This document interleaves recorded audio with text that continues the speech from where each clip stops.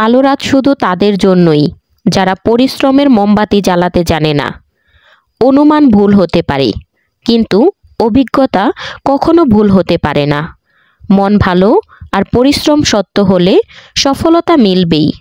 মন তো আজও সস্তা, টাকা পয়সা তো শরীরের ওপর খরচ করে। সত্যি কথা বলা আর সঠিক পথে চলা মানুষ দুনিয়ার কাছে সবসময় তেতোই হয়ে থাকে সাহেব। কোনো অভ্যাসই এত বড় নয় যা তুমি ছাড়তে পারবে না, শুধু ভেতর থেকে একটা শক্ত সিদ্ধান্তের অপেক্ষা। সত্য বলে হয়তো কারো মন ভাঙতে পারো, কিন্তু মিথ্যা বলে কাউকে খুশি করো না।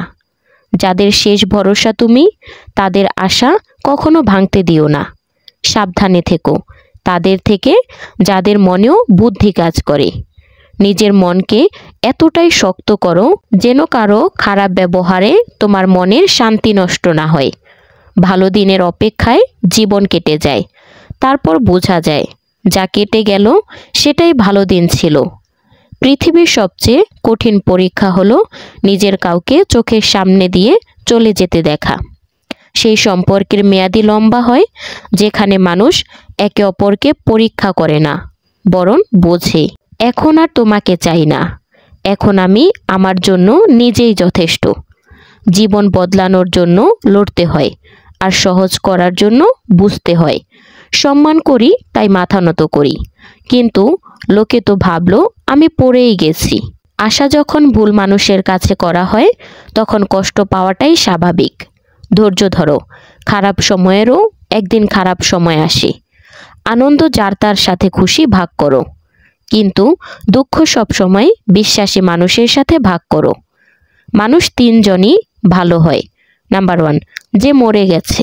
নাম্বার 2, যে জন্মায়নি। নাম্বার 3, যাকে আমরা চিনি না। আমি এমনও গরিব দেখেছি যাদের কাছে টাকা ছাড়া আর কিছুই নেই। এখন আমারও চশমার দরকার হচ্ছে। মানুষের ধোঁকাগুলো ঠিকমতো চোখে পড়ে না।